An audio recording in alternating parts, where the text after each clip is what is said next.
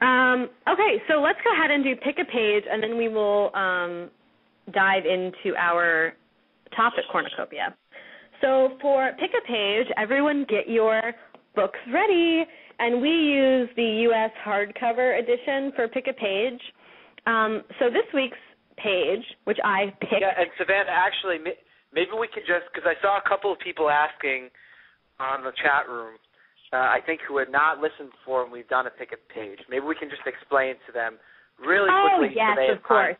So pick a page is actually a really fun segment. We use random.org, which is a random number generator, and we use random.org to pick a random page number, and then we find that page number in the Hunger Games, the first book, and we talk about it. So no matter what the page is, even if it seems like there's really nothing happening on it, we just talk about what's happening on it. So it's kind of like a read-along type thing, but just very abbreviated. I don't know. It's very fun. It's very fun. It's spawned some really fun conversations in the past. It definitely has. And I also just want to answer one question from a fan or a listener that's a little off topic, but a very important question. Someone said while listening to our show, when will I ever use geometric sequences? I guess they're doing homework. The answer, Kiera, is computing Hunger Games box office total. There actually could be a lot of value in the exponential game. That's my answer for why you should do your homework. Sorry, completely off topic. What's our page? So our page, which was chosen randomly using random.org, is, and now I can't find it. Oh, there it is, 334. So 334. What's hilarious is that I just held up my fingers when I did 334, as if you guys can see me. That was a little silly. I saw it from 1,000 miles away or whatever. I saw Okay, so we're going to page 334, and like I said, this is in the U.S. hardcover edition, and I'll give everyone, Is that the same as the paperback?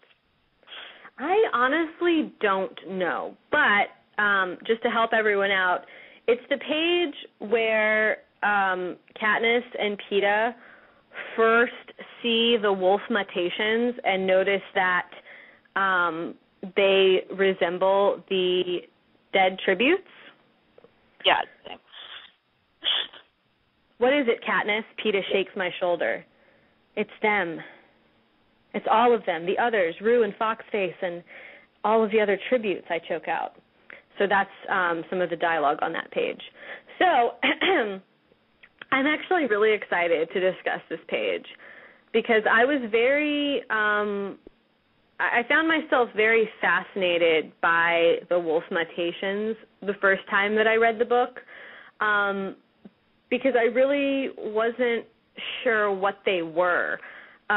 Because it sounds like when I first read it, I was thinking, did they actually harvest the eyeballs from these dead kids and transplant them into these mutated wolves, or did they just I'm not really sure how these mutations were created.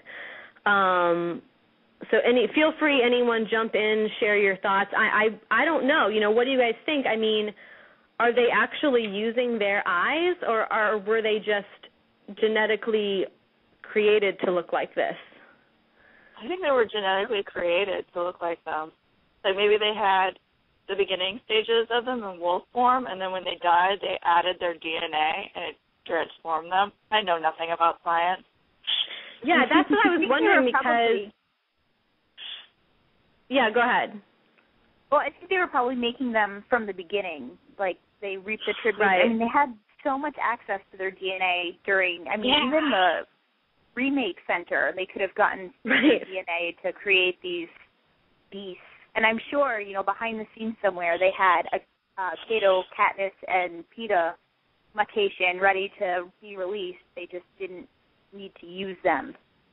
That is so a scary thought. Well, they have to probably kept it as a pet script and have a lot of her hair.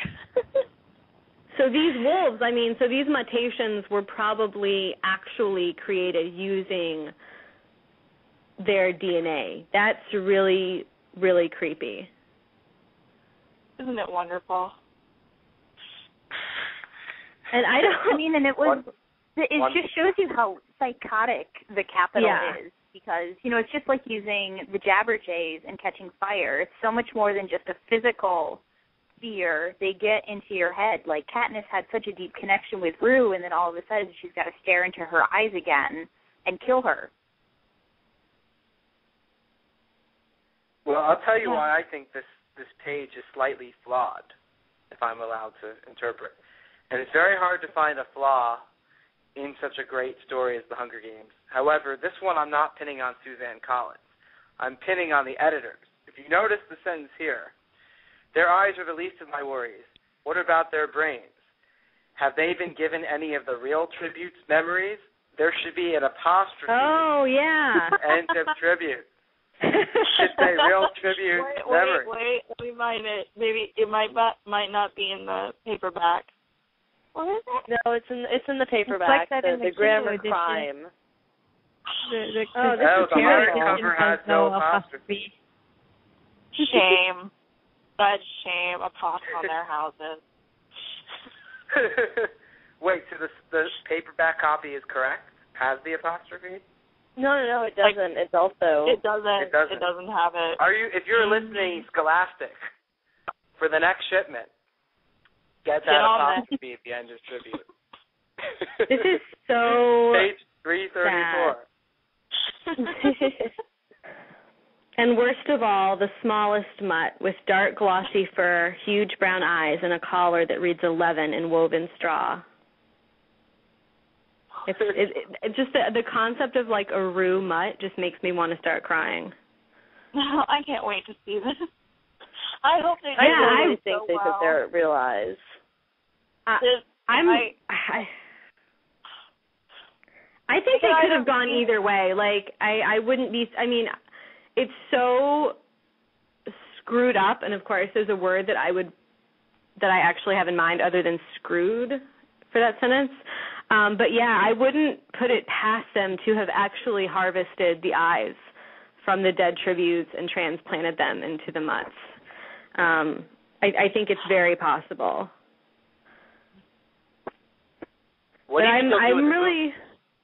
I'm excited to see what they look like in the movie. I know that they've been very careful not to reveal anything about what the mutations will look like. I'm glad I I hope they don't look like the wolves in Twilight. That was some pretty janky CGI in Breaking Dawn. We don't need that. Because I feel like I'm hoping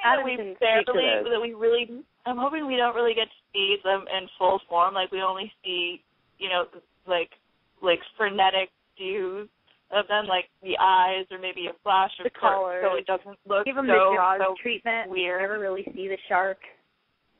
Yeah. Right. Don't really do it like that. Oh, I hope they did it like that. Because I don't want it to look fake. Like Natalie said, the wolves in Twilight were so... I don't know, it was so obvious. Everyone was just laughing. Like, I feel like it would be the really dramatic moment of the movie. And what was dramatic in Breaking Dawn the book, as I remember from reading it, like, it was dramatic when Jacob, like, stands up to Sam and da-da-da. Yeah. And so I would hate for this moment of, like, the utter horror and shock, especially for people who haven't read the books, to be like, wait, could it be a tribute? I would hate for us all to be, like, laughing in our seats at that point. Yeah, I totally agree. Think part of the problem with Twilight, too, was it's really hard to show a telepathic conversation between wolves. And I think part of it was essentially watching wolves stand in silence and trying to draw some emotion out of that. See, that's when you just draw from Star Wars. Just draw from Star Wars. They did it right. I think my problem with that scene in Twilight was just the voices. Like, they didn't use their regular voices. They were like these bizarre, like, over-the-top cartoon like bad voices. Anime is what it sounded like. Yeah, it was just really bad. And that, like Natalie said, like, that was actually a very cool scene in the books, I thought. And I'm not really a fan of Twilight, but I did think that scene was really neat. And I was really disappointed in the way that they portrayed it in the film.